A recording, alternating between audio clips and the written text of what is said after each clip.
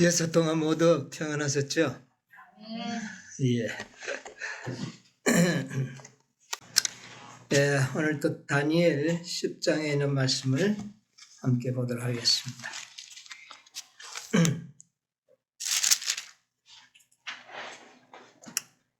10장 12절로부터 있는 말씀을 제가 읽겠습니다. 그가 내게 이르되 다니엘아 두려워 말라. 내가 깨달으려 하여 내 하나님 앞에 스스로 겸비케 하기로 결심하던 첫날부터 내 말이 들으신 바 되었으므로 내가 내 말로 인하여 왔느니라.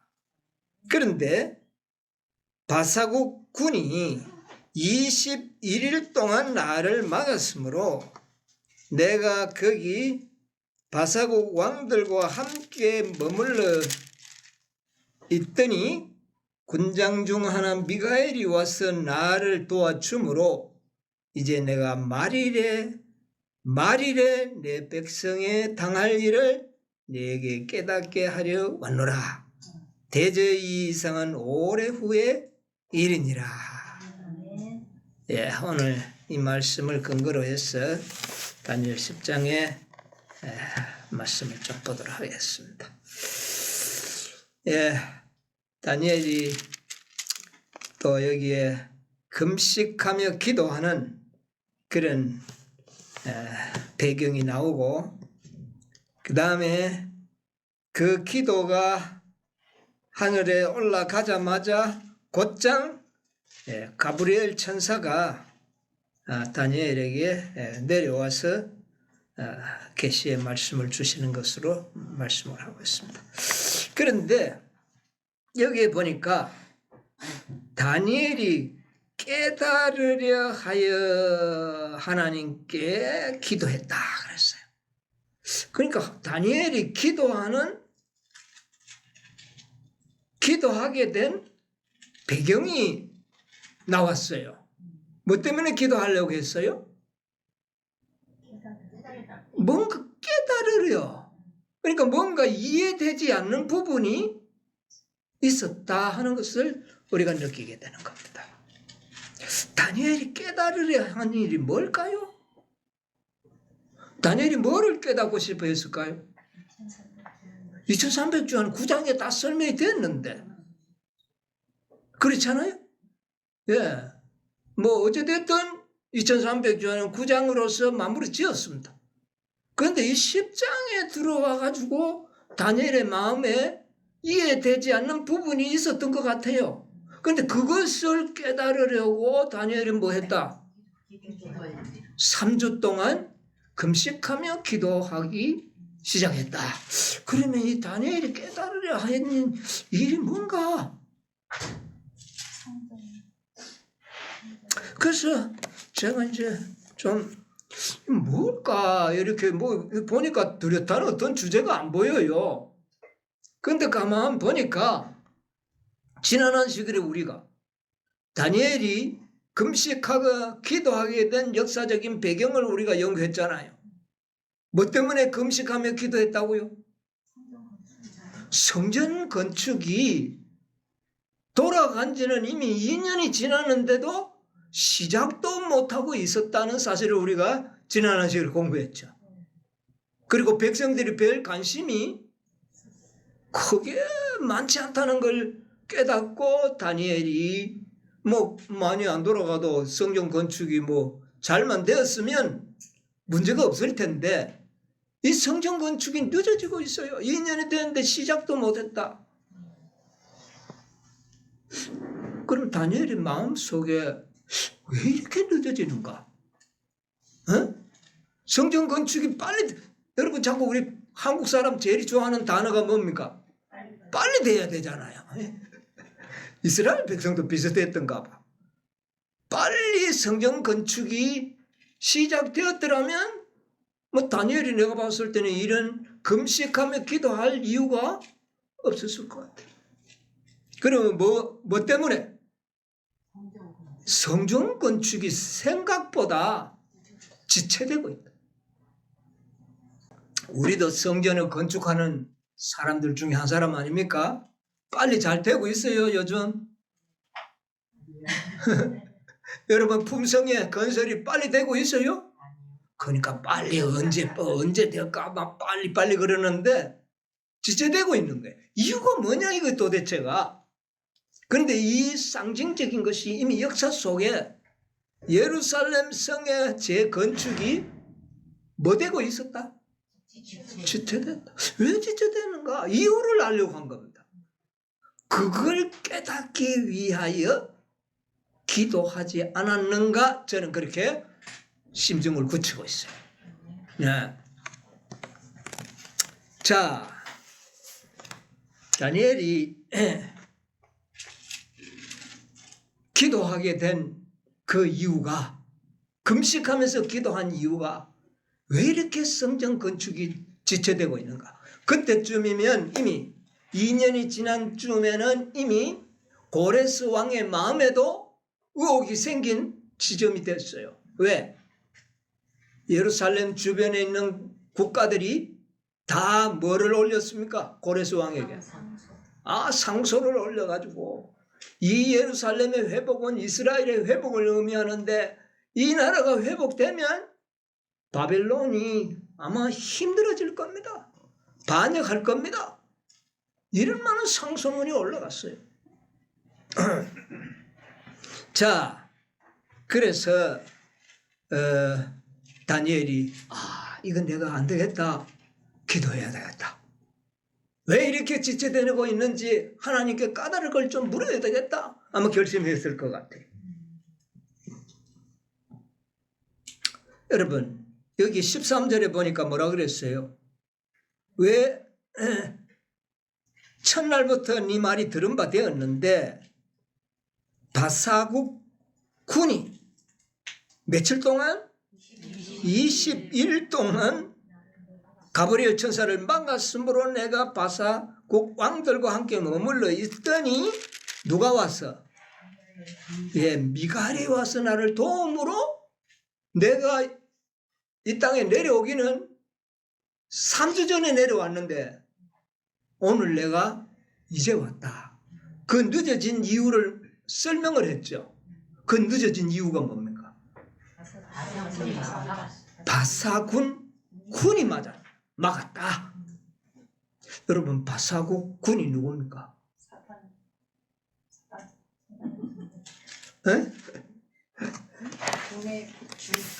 예, 바사국 군. 예, 우리 이미 참 이제 우리가 어느 수준 되니까 정답도 잘 나오는 것 같은데 바사국 군은 고레스 왕도 물론 군이 될 수 있지만은 세상을 통치하는 이 고레스의 왕을 주관하고 있는 자는 누굽니까? 사탄입니다. 그러니까 사탄은 이 세상의 통치권자지 않습니까? 그 통치권자가 이 바사 나라를 지금 통치하고 있잖아요. 고레스를 통해서. 그런데 그 군이 누구를 막았다고요? 이 가브리엘 천사를 막은 겁니다. 그러니까 여기에서 힌트가 주어진 거예요. 이 성전 건축이 지체되고 있는 것은 어떤 일이 있기 때문이다? 바사군이 가브리엘 천사를 막았던 것처럼 그 군이 예루살렘 성전 건축을 뭐 하도록 만들었다? 방해하도록 만들었다. 그래서 여기에 이 말이 두 가지 의문점을 다 해소시켜줘. 내가 너의 기도를 첫날부터 들었지만 21일이 지나서 온 것도 바사국군이 나를 막았고, 그 말은 또 나아가서 지금 너희 백성들이 고국에 돌아가서 성전 건축을 하고 있는데 그것이 늦어진 것도 누구에 의하여? 바사국군이 방해를 하고 있기 때문에 지체되고 있다. 여러분, 왜 우리의 품성 건설이 늦어지고 왜 하나님의 구속 사업이 늦어지는지 아시겠습니까? 뭐 때문에? 바사국 군이 방해하고 있기 때문이다.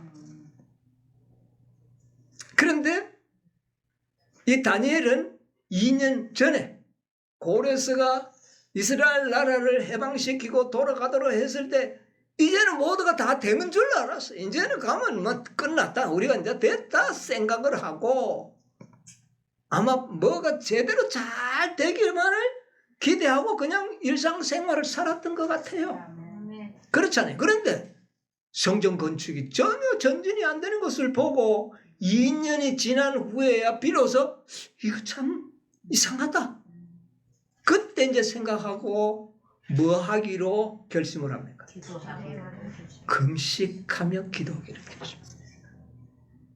근데 내가 이걸 가만 보면서 다니엘이 2년 전에 고레스 왕이 이스라엘 백성들을 돌려보내고 다 할 그때부터 단단히 결심하고 금심하며 기도하면서 성전 건축이 일사천리로 좀 잘 되도록 해달라고 기도했더라면 성전 건축이 어떻게 됐을까요? 분명히 빨리 진척이 되었을 것입니다. 근데 다니엘은 그때는 그런 기도 안 했어요. 통상적으로만 살았어요. 잘 될 것이라고. 이제 성취됐으니 막 될 것이다. 우리 인간들은 항상 이런 문제가 있어요. 누구를 잊어버리고 산다고요? 하나님을 잊어버리기도 하지만 바사국 군의 방해가 있다는 사실을 잊어버리고 살아요. 마치 우리는 하나님만 계시는 것 같은 느낌에 들어가서 왜 하나님이 빨리 안 일시느냐고 자꾸 하나님만 닥달을 하고 있어요. 하나님 빨리 이루고 싶죠. 그러나 하나님의 구속 사업에는 누구의 도움이 필요하다? 인간의 협력을 요구하고 계신다. 그런데 하나님은 빨리 해주고 싶어도 누구의 협력이 없으면 인간의 협력이 전혀 없을 때는 하나님께서는 그 일을 하실 수가 없고 반대로 누가? 사단은 자기의 일을 방해의 일을 수행한단 말이에요. 그러니까 뭐 될 수밖에 없다? 주체될 수밖에 없다. 다니엘이 이걸 못 깨달았어요. 내가 보니까 오늘날 마지막 백성들, 이 다니엘서는 마지막 백성들을 위하여 기록된 책이잖아요. 오늘날 이 세상의 마지막 백성들 교회도 이 사실을 간과하고 있습니다. 지식적으로는 뭐 그래 해놓지만은 실제 생활 속에서의 이 사실을 잊어버리고 우리는 자꾸 내가 부족해서 하나님이 열심히 안 해주셔서 그런 것처럼 하나님한테만 빨리 해주십시오. 빨리 해주십시오. 이렇게만 일상적인 기도를 올리고 있다는 겁니다. 누구의 방해가 있다는 걸요? 사단의 방해를 깨트리기 위해서는 그 강력한 사단은 이 세상의 통치권자지 않습니까? 그냥 물러나겠어요? 특별한 섭리가 없으면 물러나지 않습니다. 특별한 기도가 필요합니다. 이것이 바로 하나님의 백성들의 기도가 요구되는 사항이다. 아멘. 특별히 하나님의 백성들이 기도하는 일이 있지 않은 한 하나님께서는 사단의 통치를 이렇게 하지 못하도록 강제하실 수가 없다는 구속의 경륜을 우리가 알아야 된다고 말입니다. 다니엘도 그걸 몰랐어요. 오늘날 이 마지막 백성들도 이 사실을 제대로 이해하지 못하고 있다고 하는 것이 이 다니엘 10장이 우리에게 깨쳐주고자 하는 역사입니다. 다니엘의 경험을 통하여 우리는 이 역사적인 교훈을 어떻게 해야 돼요? 배워야 됩니다. 자, 그러면 우리가 깨달아야 되는 것은 여기 현대인 성경에 보면은요. 현대인 성경에 보면 이렇게 기록을 하고 있어요. 다니엘 10장 13절에 페르시아 제국을 지배하고 있는 강한 악령이, 여기는 바로 악령이라고 번역을 했어. 악령이 21일 동안 내 길을 막았으나 천사장 중에 하나인 미가엘이 와서 나를 도와주므로 내가 페르시아를 지배하고 있는 이 악령들을 물리치고 올 수 있었다. 세상을 통치하는 사단의 영역을 물리치기 위해서는 미가엘의 도움이 필요했다. 이 일을 위해서는 하나님의 백성들의 특별한 뭐가요? 기도가 필요하다. 구속사업을 이루는 이 단계에 있어서 하나의 역사를 이루기 위해서는 특별한 기도가 요구된다. 이것을 마지막 백성들이 어떻게 해요? 깨달아야 됩니다. 예언에서는 이루어지겠지 뭐. 이게 아니라는 겁니다. 그 예언을 성취하기 위해서는 하나님의 백성들의 특별한 뭐가요? 기도가 요구되고 있다는 것을 우리가 깨달아야 된다. 그래서 우리가 깨달아야 되는 것은 이 세상에 하나님과 천사들만 있는 게 아니고 세상의 통치권을, 아담에게 가지고 있던 그 통치권을 행사하는 사단과 그의 악한 천사들도 이 지상에서 활동을 함께하고 있다는 걸 우리는 잊어버리면 안 된다고 말이에요. 그래가지고는 왜 하나님이 그거 안 해주시나 하면 되는데 뭐는 모르고 구속의 경륜은 알지 못한 채 하나님이 안 해주서가 그런 줄 알고 그렇게만 생각한다고, 우리의 해야 할 일을 깨닫지 못한 채 그렇게 정말 뜬구름 잡는 그런 기도만 지금 하고 있는 겁니다. 네, 무슨 이유인지 아시겠죠? 예. 화이주석에 있는 말씀 하나 읽어보도록 하겠습니다. 다니엘서 10장 12절 13절의 주석입니다. 선한 천사들의 권고와 악한 천사들의 권고하는 절목에 이로 말미암아 우리가 알게 되는 것은 하나님의 목적하시는 바가 제 시간에 성취되기까지는 하늘의 대리자들이 장애물과 더불어 싸워야 한다는 것이다. 바사 왕은 악한 천사들 중 가장 높은 자의 다스림을 받고 있었다. 바로 왕같이 그도 하나님의 말씀을 순종하지 않았다. 가브리엘은 그가 유대인을 대항함으로써 21일 동안 나를 막았다고 하였다. 그러나 미가엘이 그를 돕기 위해서 왔으며 따라서 그는 바사국 왕들과 함께 머물러 있으면서 강대국들을 저지하고 그들에게 속삭이는 악한 천사들의 권고를 상쇄시킬 올바른 충고를 해주었다. 선한 천사들과 악한 천사들이 하나님의 지상 왕국 경영에 참여하고 있었다. 예, 선한 천사들과 악한 천사들이 하나님의 지상 왕국의 경영에 뭐하고 있다? 참여하고 있다.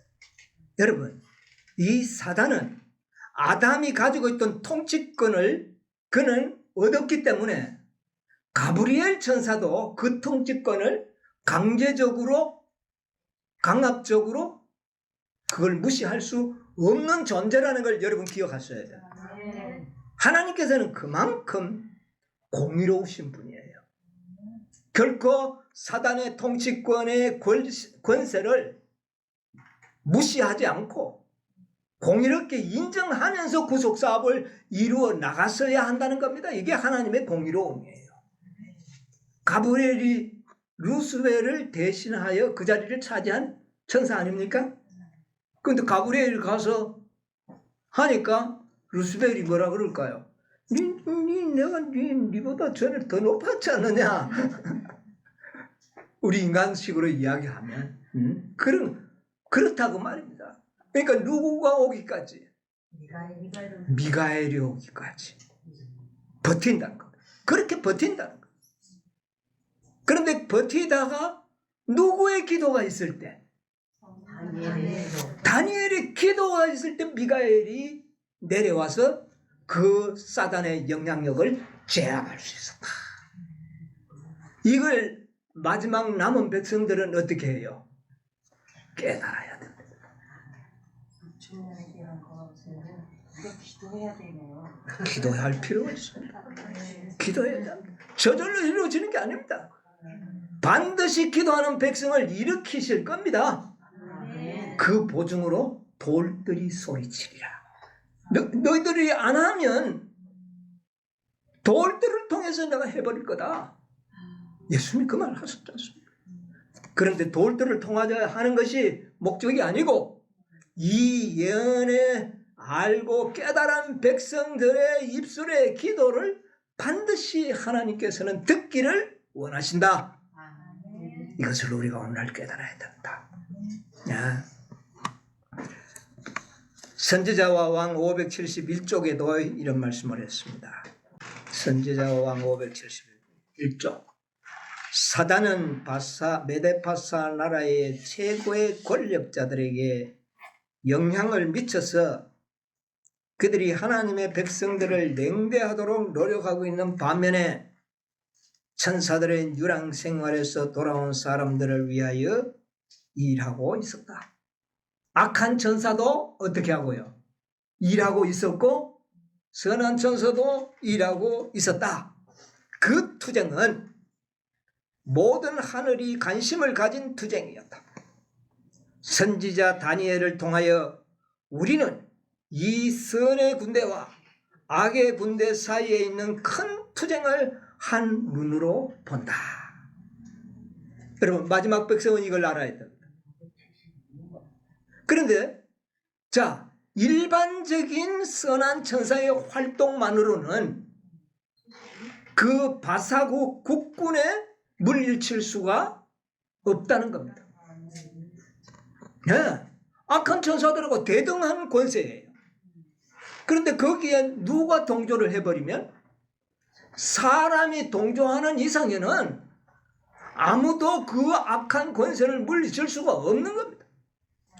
그러면 정말 그 악한 천사의 권세를 물리치고 사람의 마음에 큰 능력을 행사할 수 있는 일들이 일어나도록 하기 위해서는 바로 구속받아야 할 당사자들인 사람들의 강력한 뭐가요? 기도가 필요로 한다. 이것이 다니엘이 그때 깨달았어야 할 문제였고 이것이 마지막 시대를 살아가는 우리들이 깨달아야 할 문제이다. 여러분 깨닫게 되시기를 바랍니다. 세상 나라를 통치하는 자는 사단입니다. 그리고 그 부하들이 얼마나 숫자가 많겠습니까? 모든 사람들의 마음에 곁에서 사람들을 그런데 모두가 이 세상 사람들은 거듭나지 않는 사람들은 다 본성적으로 누구를 추종하게 돼 있어요. 사단을 추종하게 돼 있잖아요. 그러므로 누구의 기도가 없이는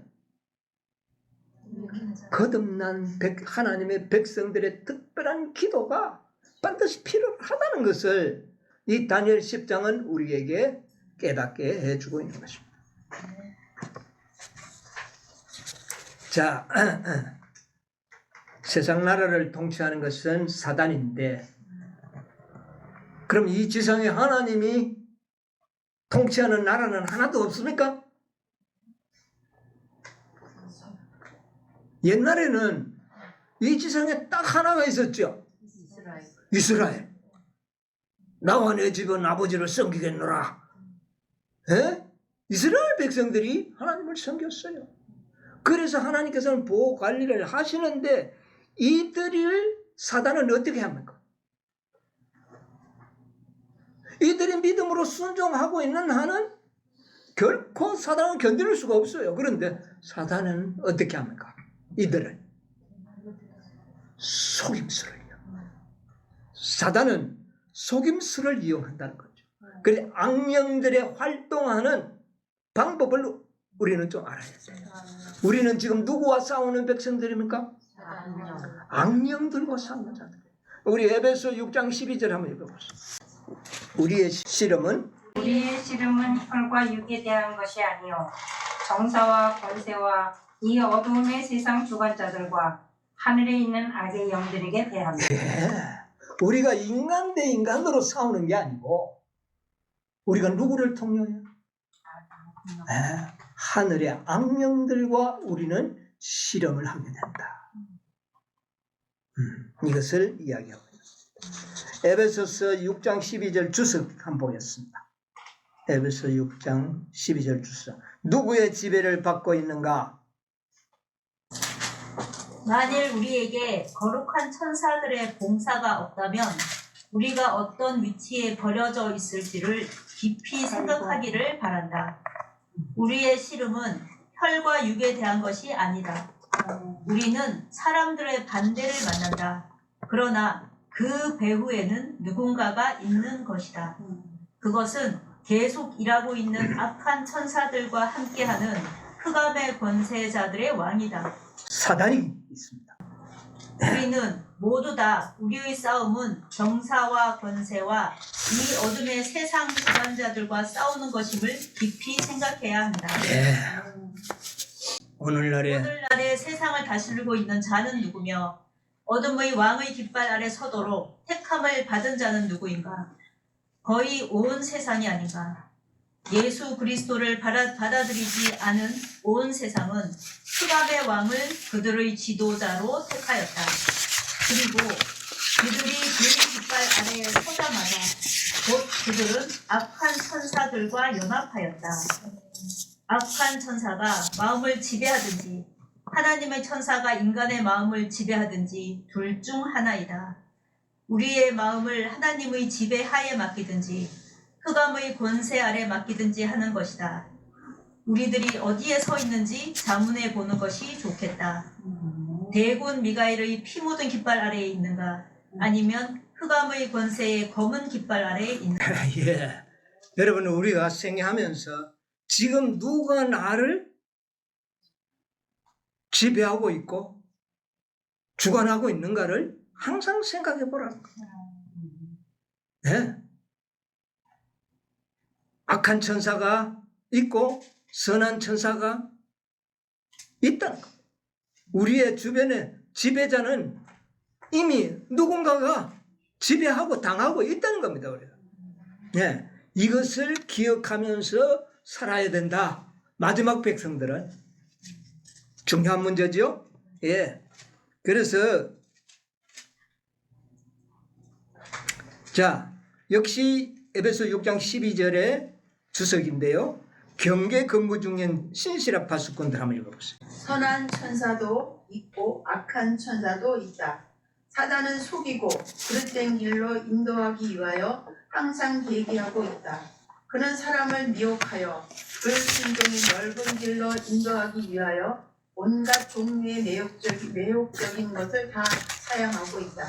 그는 그릇된 감정으로 분별력을 흐리게 하고 하나님께서 정로를 가리켜 보이시려고 설치해 놓으신 길 표지판에 그의 거짓 표식을 설치함으로써 지게표를 제거하기 위하여 일하고 있다. 하늘의 천사들이 임명되어 봉사의 일을 하게 하시고 구원 얻을 후사들을 인도하고 보호하고 다스리는 것은 이들 악의 대리자들이 모든 빗줄기를 가리워서 영혼들을 얻게 하려고 애쓰고 있기 때문이다. 아무 사람도 타고난 악의 성향 때문에 절망할 필요가 없다. 그러나 하나님의 영이 죄를 깨닫게 할 때 악을 행하던 사람은 회개하고 자복하며 죄를 버려야 한다.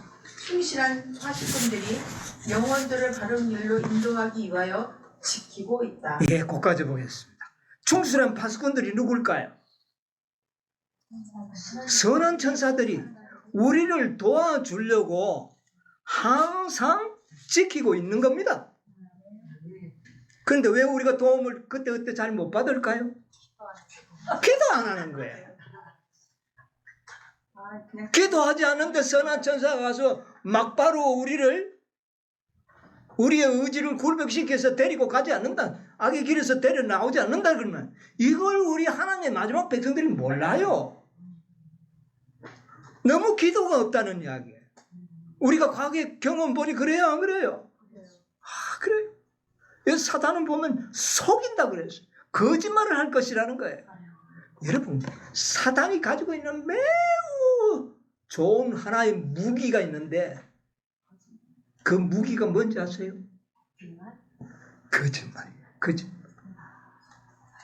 근데 사단은 거짓말을 통하여 모든 일을 행합니다. 근데 하나님은 다 하실 수 있는데, 하나님은 다 하실 수 있잖아요. 근데 딱 못하는 게 뭐예요? 거짓말을 못하는 거. 그래서 우리 인간들이 사단에게 속임을 당하는 거예요. 여러분, 우리가 속임을 받으면 안 됩니다. 중요하죠? 그러면 그 거짓말쟁이한테 우리가 어떻게 안 속을까? 다 속았잖아요. 하늘의 천사의 3분의 1이 속았잖아요. 하나님의 형상으로 창조되었던 아담도 속았어. 다 속아버렸어요. 그럼 이거 도대체가 방법이 뭐가 있나?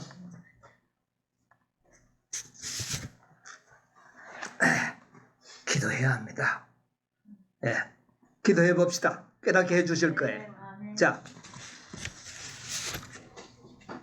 여기에 보면 또 하이주스 에베소 6장 12절 계속 조금 보겠습니다.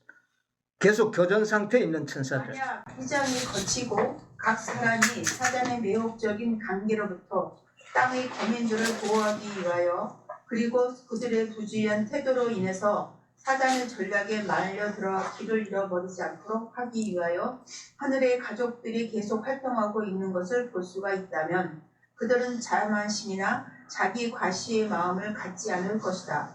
그들은 하늘의 군대가 위험을 느끼지 못하는 사람들과 무관심하게 지나쳐버리는 사람들을 위하여 승리를 쟁취하려고 사단의 대리자들과 계속 참 우리 선한 천사들이 고생을 하고 있어요. 이 악한 천사들이 우리를 그냥 위험성을 깨닫지도 못하고 무관심하고 있는 우리들을 대신해가지고 그들이 할 수 있는 최대의 노력을 다하고 있는 겁니다. 그래서 우리가 이럭저럭 겨우 교회만 다니고 있는 것 같아요. 선한 천사의 영향 때문에. 그러나 우리의 부주의한 태도, 사단의 전략에 말려들어 길을 잃어버리지 않도록 하기 위하여 선한 천사들은 노력하고 있는 겁니다. 그런데 우리 인간들이 필요성을 느끼지 않으면 선한 천사의 노력이 어떨까요? 소기의 목적을 성취할 수가 없다는 겁니다. 그래서 우리의 마음은 이 영들의 전쟁터가 되고 있어요. 우리의 마음에서 어떤 천사와 어떤 천사가요? 선한 천사와 악한 천사들의 이 교전터가, 전쟁터가 되고 있다는 걸 여러분, 이걸 우리가 인식하며 좀 살아갈 필요가 있어요. 사람은 자유의 존재로 탄생이 됐기 때문에 사단도 우리를 강제적으로 하지는 못한다. 뿐만 아니라 선한 천사도 우리를 어떻게 해요? 강압적으로 하지 않습니다. 그런데 사단은 유리한 하나의 조건인데 속임수를 쓴다는 거예요. 그래서 우리가 자꾸 그 거짓말에 속아드는 거예요. 이거 정말 어떻게 해야 되는가? 여러분 어떻게 했으면 좋겠어요?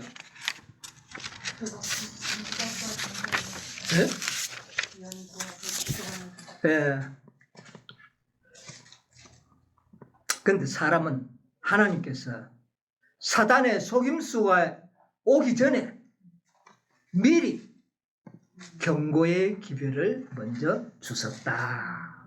그 말입니다. 아담이 범죄하기 전에 먼저 너희들에게 위험이 닥칠 것이고 그 선악과 나무의 열매는 결코 뭐 하지 말라?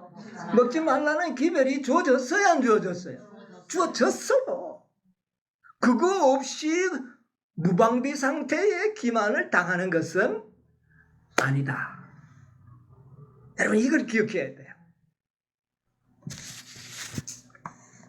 여러분 하나님께서는 이스라엘 백성들을 사단의 기만으로부터 보호하기 위하여 그들이 애굽에서 나오자마자 시내산에서 뭐를 주셨나요?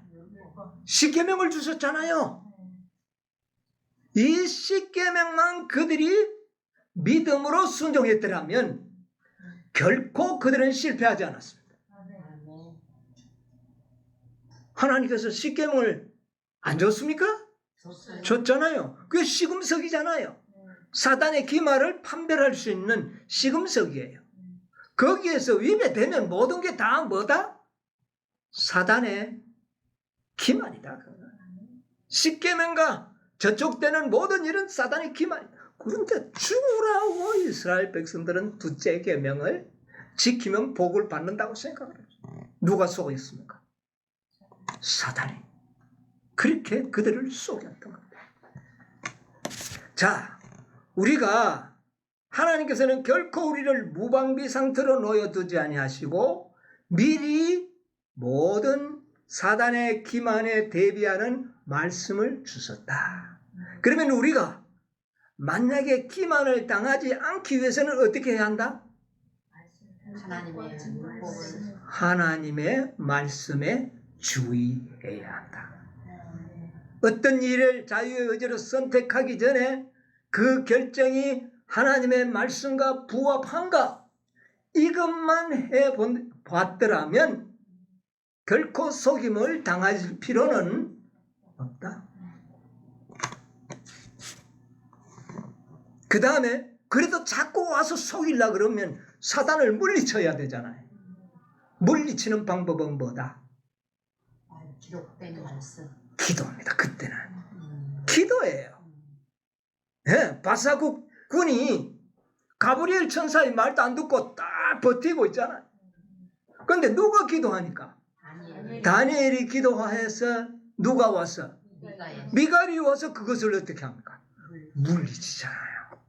그런데 그 기만을 계속 반복해서 듣다가 보니까 거짓말도 10번쯤 들어버리면 뭐처럼 들린다고요? 진짜 같이 들립니다. 그럼 빨리 그 적을 어떻게 해야 돼요? 물리쳐야 돼요. 그 일을 위해서는 뭐가 필요하다? 무슨 기도가? 금식하는 기도가 필요한 거예요. 기도가 필요하다는 겁니다.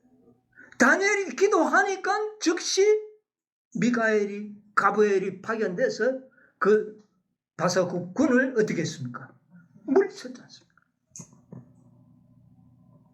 그래서 우리가 사단의 기만과 사단을 격퇴시키기 위해서는 하나님의 말씀과 그 다음에는요 기도가 필수 조건이다. 네. 이것을 다니엘도 못 깨달았고 우리도 못 깨닫고 있는 겁니다. 그런데 다니엘은 그래도 우리보다는 빨리 2년 전에 기도했으면 성전 건축이 잘 됐었겠는데 2년 동안 뭐 잘 되리라고 생각하고 있다가 안 되니까 어떻게 합니까? 우리도 막 죽으라고 안 되면 그제서 이제 죽을 지경이 돼가지고는 그때 이제 기도하려고 하는 거예요. 여러분 이런 식으로 해가는 하나님의 사위 신속하게 성취되기란 불가능하다. 모든 것이 지체되는 것은 뭐하다? 당연하다. 이렇게 뭐 쿨쿨 졸고 무방비 상태로 라오디게 상태로 있으니 사단이 뭐가 두려울까요? 예, 제 마음대로 하죠. 예, 그래서 우리가 기도로서 승리할 수 있다. 그런데 중요한 것은 선하게 영들의 전쟁이 우리의 마음속에 일어나는데 개인적으로는 뭐 개인적으로도 그렇게 하지만 개인적으로는 안 돼봐야 개인입니다. 한 사람은 안 되는 거잖아요. 그런데 중요한 것은 나라입니다. 한 나라가 미혹을 당하면 어떻게 되는 겁니까? 백성 전체가 미혹을 당하는 겁니다. 오늘날에 이스라엘 나라는 어느 나라입니까? 영적으로. 교회도요. 만약 개인적인 내가 미혹을 당했다면 개인이 무너지면 되는데 교회가 미혹을 당하면 어떻게 될까요? 그 백성들이 전부 어느 한 백성을 뭐 구별하면 모두가 다 미혹을 당하는 거예요. 중요합니까? 중요합니다. 그런데 옛날 이스라엘 백성들은 민족 자체가 기만을 어떻게 했어요? 당해버렸다. 오늘날 또 그런 위험성이 있을까요? 없을까요? 근데 이미 그렇게 되어버린 거예요. 내가 볼 때는. 자, 우리가 하나 생각해야 될 것은 우리가 개인적으로나 국가적으로나 실패하는 경우가 있어요. 실패하는 경우가 있어요. 그 경우를 한번 우리가 생각해봐.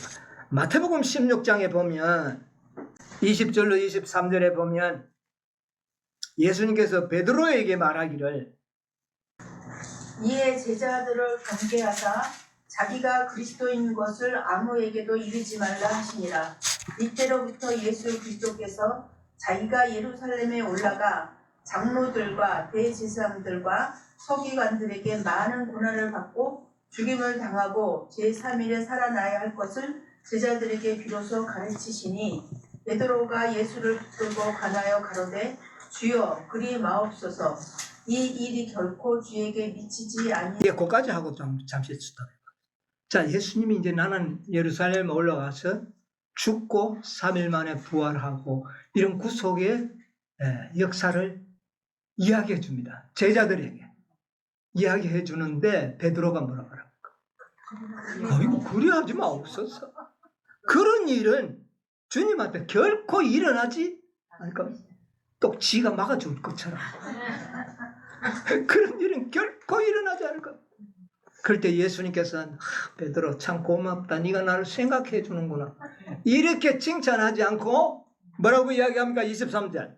예수께서 돌이키시며 베드로에게 이르시되 사탄아 내 뒤로 물러가라. 너는 나를 넘어지게 하는 자로. 예, 베드로 보고 뭐라고 이야기했습니까? 사단아. 베드로를 뭐라고요? 사단아. 지금 베드로의 마음속에 누가 지금 역사하고 있었나요?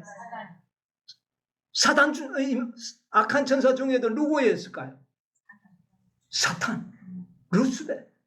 그가 지금 베드로의 마음에 간하는 겁니다. 예, 그 일이 결코 일어나지 않겠다.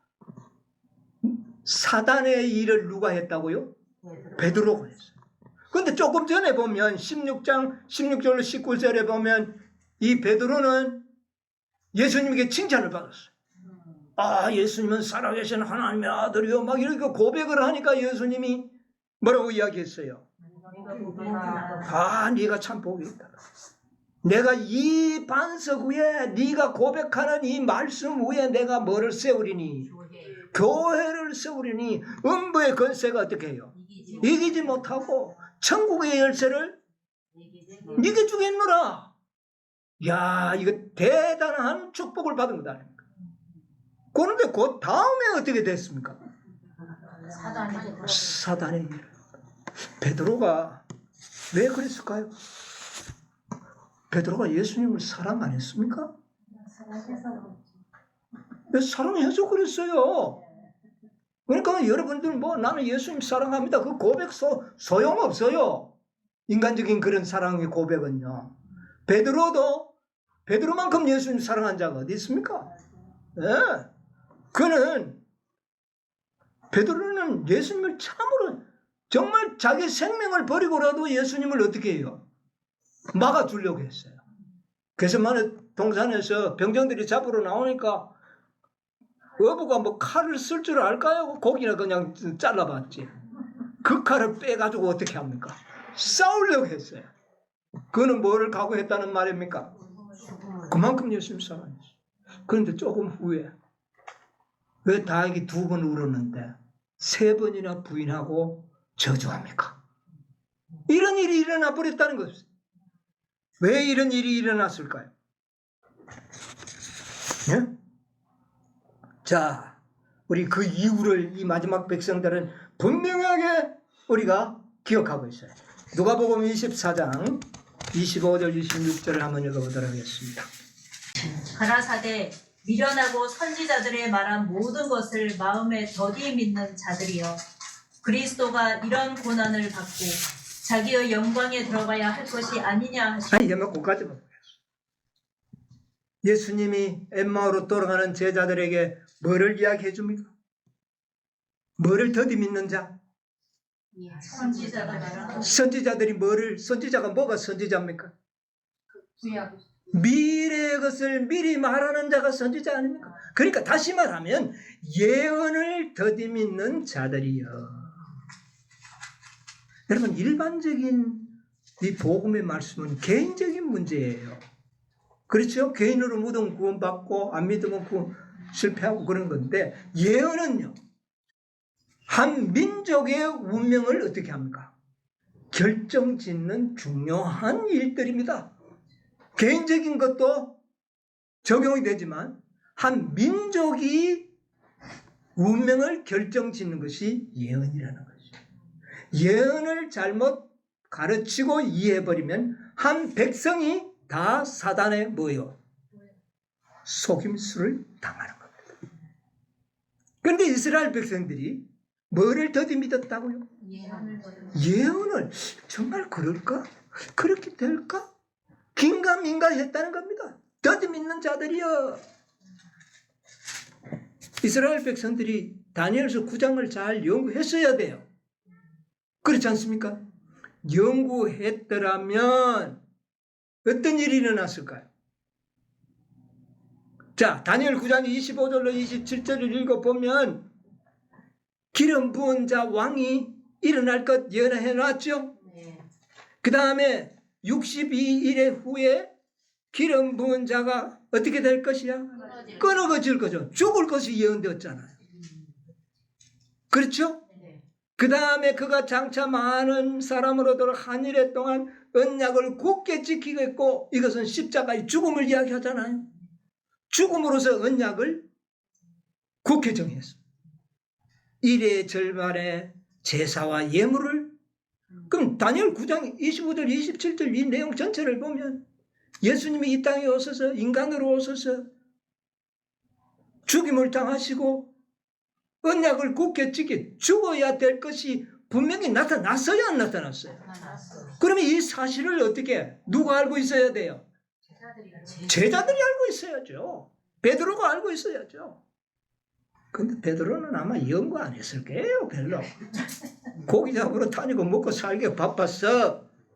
그렇지만 유대의 지도자들, 대제사장과 제사장들과 랍비들은 연구해야 돼요, 안 해야 돼요? 해야 돼요. 그들이 연구해서 백성들을 올바른 길로 인도해야 돼요, 안 해야 돼요? 해야 돼요. 그런데 그들은 그것을 가르치지 않고 백성들에게 전하지 않았다는 거예요.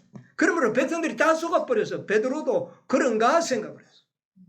메시아가 오면 이 땅의 왕이 되어가지고 세상을 통치하는 그런 메시아가 올 걸로 배웠기 때문에 베드로는 그렇게 됐어요.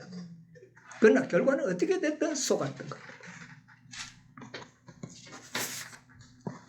유대 지도자들의 책임이 큰 겁니다. 예언을 믿지 않을 때 한 백성이 송두리째 어떻게 해요? 사단의 기만 속으로 다 들어가 버렸다.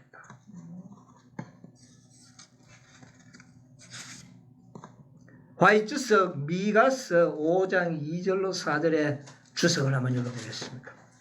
화이주석 미가서 5장 2절로 4절에 있는 주석입니다. 유대 지도자들은 초림의 시기와 장소를 연구하지 않았으면은 그리스도의 초림 당시에 거룩한 성 예루살렘의 제사장들과 서기관들은 이미 하나님의 말씀을 위탁받았으므로 시대의 징조를 분별하고 허락된 분의 오심을 선포했어야만 하였다. 미가의 예언은 그분의 출생지를 알려주었고 다니엘은 그분의 초림의 시기를 분명하게 밝혀주었다. 하나님 됐습니다. 자, 여기에 보니까 미가는 예수님의 출생지를 예언해 주었고 다니엘은요 초림의 시기를 어설프게 대략적으로 분명하게 밝혀준다. 그들이 연구했더라면 메시아를 분명히 그들은 맞이했어야 했다 그 말이죠. 그런데 그들은 자 대쟁투 313쪽에 있는 말씀을 하나 또 보도록 하겠습니다. 대쟁투 313쪽 이스라엘의 지도자들은 심오하고 경건한 태도로 세계 역사상 최대의 사건, 곧 인류의 구속 사업을 완성하기 위하여 하나님의 아들이 오시는 장소, 시기, 환경 등에 관하여 연구를 하고 있었어야 했다. 뭐라고요? 하나님이 아들이 오시는 장소, 그 다음에 시기, 그 다음에 환경 등에 관하여 연구하고 있어야 했다. 그런데 그들은 뭐 하고 있었느냐? 그 위에 미가서 주석에 보면 그들은 사단의 종들에게 복종하는 한편 순교당한 하나님의 선지자들을 위하여 기념비만 세우고 있었다. 쓸데없는 일만 했다는 겁니다. 그들을 기념해서 교훈을 받아야 된다고. 요새도 기념비 많이 세우더라고요. 자, 그분이 오시는 장소, 시기, 환경 등에 대하여 연구하고 있어야 하였다. 자, 또 한 가지. 대쟁투 378쪽을 보겠습니다. 378쪽에 다니엘의 예언이 명백하게 메시아의 오실 시기를 지적하였고 그분의 죽으심을 매우 솔직하게 예언하였으므로 그들은 그 예언을 감히 염두하지 못하였고 마침내 랍비들은 메시아의 때를 계산하여 알아보고자 하는 모든 자들에게 저주를 거기까지 하겠습니다. 자, 여러분 여기에서 중요한 사건을 하나 우리가 발견하게 되는데 왜 그들은 말씀을 연구하지 않았다고 그랬어요? 다니엘의 예언이 명백하게 예수님의 초림의 시기를 어떻게 해요? 지적했다. 연구하면 분명히 거기에 날짜 시간 몇 년대 오리라 말은 없지만 연구했다면 분명히 어떻게 해요? 알 수 있었고 그 다음에요. 그분의 죽으심을 매우 솔직하게 예언하였으므로 여러분 이 말이 중요합니다. 이스라엘 백성들은 메시아가 와서 자기 나라가 이 지상의 통치권을 다윗의 때처럼 회복하는 그런 메시아가 오기를 어떻게 해요? 소원했다고 말해요. 그걸 원했어요. 그런데 다니엘서를 연구해 보니 메시아가 어떻게 되는 겁니까? 죽는 것이 예언되어 있는 거예요. 그래서 그들이 몰랐던 게 아니고 그게 싫었던 거예요. 메시아가 와가 죽는다니까. 이런 메시아는 우리에게 필요 없는데.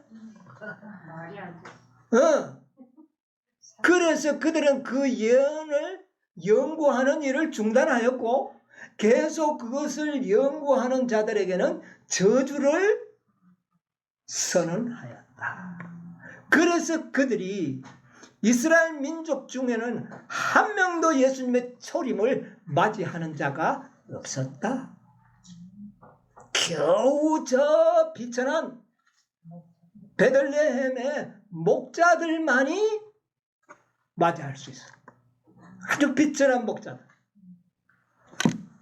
그러면 다니엘서를 연구했다면 그들은 분명히 뭘 깨달을 수 있었다? 예수님의 초림의 시기와 장소, 상황까지도 알아서 예수님을 맞이할 수 있었을 것이다. 그런데 여러분 중요한 것은 이게 그때만 또 우리가 자꾸 연구하고 그들만 자꾸 나무라다가 우리는 괜찮은 것처럼 생각하면 큰일이에요. 우리도 그렇게 될 수가 있다. 여러분 이 다니엘 9장은 2300주야를 해석하는 장이지 초림의 어떤 그것 설명하기 위하여 주어진 것이 아니었다는 겁니다. 여러분 인정합니까? 2300주야까지는 그것 설명하러 와서 해주는데 그 속에 초림의 기별을 넣어둔 것뿐이에요.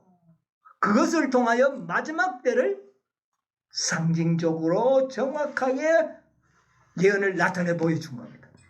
그렇다면 초림 때 시기를 알 수 있었고 그 다음에 때를 알 수 있었고 상황을 알 수 있었다면 오늘날은 우리가 그걸 몰라도 됩니까? 재림의 시기, 또 상황, 장소 몰라도 되는 겁니까? 이게 오늘날 우리들이 연구해야 할 주제예요. 핵심적인 겁니다. 예. 이스라엘 백성들은 말씀을 말씀 그대로 믿으려고 하지 않았습니다. 메시아가 죽는다고 하니까 그만 책장을 딱 덮어버리고 연구 자체를 하기를 거부했습니다. 이사야서를 읽어가다 53장에 보니까 엉뚱한 말이 나오니까 그것도 덮어버려. 지금까지도 그들은 이사야 53장 안 읽어요. 말씀을 말씀 그대로 믿기를 원하지 않았습니다. 그러니 사단에게 뭐 할 수밖에? 속을 수밖에 없는 것이죠. 속을 수밖에. 마지막 때도 별반 다르지 않을 것을 짐작할 수가 있는 겁니다. 중요한 문제입니다. 자, 다니엘 10장 14절 보세요. 이제 내가 만일에 내 백성이 당할 일을 내게 깨닫게 자, 하고 여기 보니까 말일이라 그랬어요. 마지막 때 말세를 이야기하는 겁니다. 말세의 내 백성이 누굽니까? 말세의 내 백성들은 저 중동 땅에 있는 이스라엘 백성이 아닙니다. 말일의 내 백성은 오늘날 마지막 하나님의 백성들을 이야기하는 거예요. 마지막 교회를 이야기한다고 말입니다. 그런데 이 백성들의 오늘날 어떻습니까? 재림의 시기를 연구합니까? 상황을 연구합니까? 어떤 상황이 되어야 오신다는 거 연구합니까? 여러분 다 물어봅시다. 재림의 시기 여러분은 압니까? 예, 이제 좀 아는 것 같네요. 예, 표정을 보니까. 그럼 어떤 상황이 되어야 오십니까? 이게 중요합니다. 14만 4천인의 수가 저자는 이상 예수님 오시죠. 이 상황이 되지 않으면 안 온다는 거죠. 그런데 이거 깨닫는 백성이 있습니까? 오늘? 마지막 교회가 이걸 깨닫습니까? 14만 4천 교리만 나오면 덮어버리려고. 예수님이 죽는다는 기별만 나오면 덮어버려요. 똑같아요, 안 같아요? 똑같은 거예요. 예. 14만 4천 나오면 그거 이단들이 전하는 거야. 그거 관심 두지 마. 다 덮어버립니다. 메시아가 오면 죽으신다. 말도 안 되는 소리지요. 이스라엘 백성 아무도 깨닫지 못했습니다. 그들이 연구했다면 깨달을 수가 있었어요. 날짜와 시간이 기록되지 않았습니다. 초림의 날과 시간도 안 알려졌고 재림의 날과 시간도 우리가 알 수가 없어요. 그러나 초림의 시기는 정확하게 알 수 있었어요? 없었어요? 있었다 그 말입니다. 재림의 시기도 날과 시간은 모르지만 정확한 시기는 어떻게 해요? 알 수 있다. 왜 그것을 인정할 수밖에 없느냐 하면은 하나님을 믿지 않았던 동방박사들이 말씀을 연구하고 정확한 예수님의 탄생하는 그 시기에 맞춰서 어디까지 도착했습니까? 예루살렘에 도착하고 베들레헴에 도착해서 예수님을 아련했지 않습니까? 그런데 어찌하여 하나님의 백성들이 그 시기를 모르고 그 장소를 모른단 말입니까? 이해가 돼요, 안 돼요? 말이 안 되는 거죠. 그런데 오늘날 또 이 마지막 교회가 예수님이 오시는 날과 시간은 알 수 없다. 이렇게 말하면서 뭐도 연구하지 않습니까? 예수님이 언제 오시는지 정확한 시기를 알려고도 하지 않습니다. 시기만 이야기하면 덮어버려요. 상황만 이야기하면 14만 4천의 수요가 차여온다고 하면 덮어버려요. 여러분, 이 예언이 이루어지도록 하기 위해서는 다니엘이 기도했던 거죠. 오늘날 이 사실을 알고 있는 여러분과 제가 금식하는 마음으로 기도해야 된다. 간절히 기도할 때만이 이 모든 예언들이 성취되도록 하나님께서는 계획하셨다는 것을 아시게 되기를 간절히 바랍니다. 아멘. 하나님의 약속은 이루어질 겁니다. 아멘. 특별히 예수님께서는 재림을 몇 번이나 지체시켰습니까? 공식적으로 벌써 두 번이나 지체시켰습니다. 1844년, 1888년 지체했습니다. 그럼 계속 지체될 겁니까? 왜 지체됐을까요? 뭐가 없었다는 말입니까? 다니엘과 같은 협력자가, 교회가 그런 협력을 했어야 했습니다.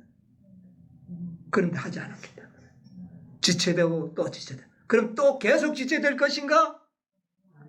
그래서 사단의 통치 기한이 우리에게 알려진 겁니다. 더 이상은 지체하지 아니하시리니. 여러분, 사단의 통치 기한은 지체할 수 없습니다. 재림은 지체했어요. 그런데 재림이 아무리 지체해도 언제까지는 사단의 통치 기한 전에는 성취되어야 한다. 이것을 우리가 알게 되지 않습니까? 아멘. 그러므로 사단의 통치 기한을 알고 있는 백성들은 기도해야 될까요? 안 해야 될까요? 우리가 기도해야 돼요. 여러분 놀랍지 않습니까? 이 다니엘 10장은 바로 그 필요성을, 이것을 연구하는 우리들에게 깨닫게 해주신 우리 하나님께 감사합니다. 아멘. 기도하는 백성이 되시기 바랍니다. 아멘. 개인적으로 승리하기 위해도 기도해야 되고, 한 백성이 구원을 쟁취하기 위해서도 뭐가 필요하다? 기도가 필요하다. 여러분, 우리는 정말 날과 시간은 알지 못하지만 정확한 시기는 우리가 알아야 돼요. 예수님의 재림의 임박성과 그 다음에 분명히 사단의 통치 기간 전에 마치도록 하기 위해서는 어떤 상황이 되도록 해야 된다? 14만 4천인의 수요가 채워야 된다. 그러기 위해서는 내가 먼저 그런 사람이 되어야 한다. 확실하지 않습니까? 아멘. 우리 모두가 다니엘과 같이